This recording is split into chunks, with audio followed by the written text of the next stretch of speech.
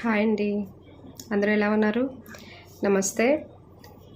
ఈరోజు నేను ఒక చిన్న టిప్ చెప్పబోతున్నాను. ఏంటి అంటే, ఇప్పుడు చాలా వరకు చాలామంది చూస్తూ ఉంటే ఎక్కువగా మోసాలకు పాల్పడటం జరుగుతుంది, మోసపోవటం కూడా జరుగుతుంది. నిరుద్యోగత అనేటువంటి బలహీనతను తీసుకొని కొంతమంది ప్రజల పరిస్థితులను బట్టి ఆటాడేసుకుంటున్నారని చెప్పొచ్చు. కొంతమంది విద్యావంతులైనప్పటికీ కూడా మోసాల్లో పడిపోతున్నాడు కదా.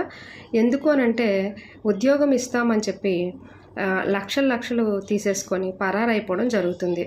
అలాంటి వాళ్ళు చెల్లించినటువంటి అమౌంట్ చెల్లించినటువంటి వారు ఎంతగా బాధపడతారో అదంతా కూడా వాళ్ళకి అనవసరం. ఇలాంటి పరిస్థితులను బట్టి నేను అడ్వైజ్ ఇస్తున్నాను ఏంటంటే, ఒక విషయాన్ని మీరు ఆలోచన చేయాలి. ఫస్ట్ పాయింట్ వచ్చేసి, మీరు మీ కష్టాన్ని వారికి లేదా ఆ ఉద్యోగరీత్యా ఖర్చు పెట్టాలనుకుంటున్నారు, మీ కష్టాన్ని. అలాంటప్పుడు మీరు అమౌంట్ ఇవ్వవలసిన పని లేదు. ఇది గుర్తుపెట్టుకోవాలి. రెండో పాయింట్ ఏంటంటే, మీ కాలాన్ని, కష్టాన్ని, కాలాన్ని. రెండో పాయింట్ ఏంటి? కాలాన్ని. మీ యొక్క టైం అనేది వారి కొరకు ఉపయోగించాలనుకుంటున్నారు కదా. కష్టపడి మీ యొక్క కాలాన్ని శ్రమని, టైంని వారి కోసం ఖర్చు పెట్టాలనుకుంటున్నారు. అలాంటప్పుడు మీరు వారికి చెల్లించి మరిన్ని జాబ్ అవసరం లేదు.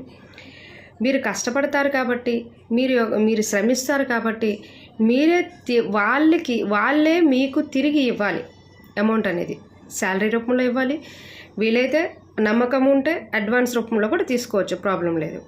అయితే అడ్వాన్స్ రూపంలో తీసుకున్నట్లయితే వాళ్ళ తర్వాత ఎలాంటి బర్డెన్స్ పెట్టినా, లేదు అంటే మన బలహీనతను క్యాష్ చేసుకొని మనల్ని ఎందులోనైనా ఇరికించినా సరే మనం ఏమీ చేయలేం. కాబట్టి మన భద్రతలో మనం ఉండాలి. కష్టపడతాం, పని చేస్తాం, జీతం తీసుకుంటాం అన్నట్లే ఉండండి. ఎవరైనా సరే మీకు జాబ్ ఇప్పిస్తాము, డబ్బులు కట్టండి అని అంటే మీరు చెల్లించకండి. ఇప్పుడు చాలా వరకు యూత్ ఆ విషయంలో పడిపోయి మోసపోతున్నారనమాట.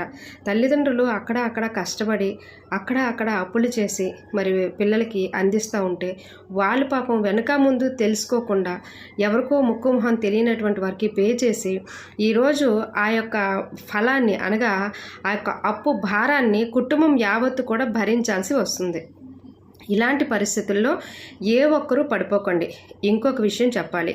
ఏంటి అంటే, ఇక్కడ చేయలేనటువంటి పనులు పరాయి దేశం వెళ్ళి చేయాలని ఆశపడుతున్నారు. ఎందుకు అనంటే, పరాయి దేశం వెళ్ళి చేయాల్సిన పనులు ఏముంటాయంట?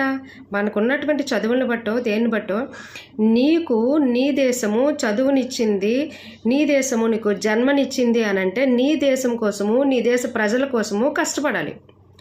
అవుట్ ఆఫ్ వెళ్ళిపోయి అక్కడేదో జీతాలు వస్తాయని చెప్పేసి నీ శ్రమని లేదా నీ కాలాన్ని, నీ యొక్క కష్టాన్ని వాళ్ళకి దారిపోస్తాను అంటున్నారు. ఇది కరెక్ట్ కాదు. కాబట్టి మ్యాక్సిమం ఈ విషయాలను మీరు మైండ్లో పెట్టుకోండి. ఇక్కడ ఉండి తల్లిదండ్రుల దగ్గర లేదా కుటుంబం పక్షంలో ఉండి మీరు కష్టపడి సంపాదించి కుటుంబాన్ని బాధ్యతాయుతంగా చూసుకుంటే అంత శ్రవ్యంగాను మేలుకరంగాను జరుగుతుంది. అదే కుటుంబాన్ని విడిచిపెట్టి దూరంగా వెళ్తే ఇటు చాలా పరిస్థితులు ఇప్పుడు చూస్తున్నాం కదా. లేడీస్ అయితే తప్పుదారి పడుతున్నారు, అటు లేడీస్ వెళ్ళిపోతుంటే ఇక్కడ జెంట్స్ కూడా తప్పుదారి పడుతున్నారు. ఇలాంటి పరిస్థితులన్నీ కూడా ఎదుర్కోవాల్సి వస్తుంది. ఏ డబ్బు కోసమైతే కుటుంబాన్ని నిర్లక్ష్యం చేసి వెళ్ళిపోతున్నారో ఆ డబ్బే మీ పాలిట ఊరిగా మారిపోతుంది. గుర్తుపెట్టుకోండి. ఈ యొక్క పరిస్థితులన్నింటినీ కూడా మనసులో పెట్టుకొని మీరు ముందుకు వెళ్ళడము చాలా మంచిది. Thank you.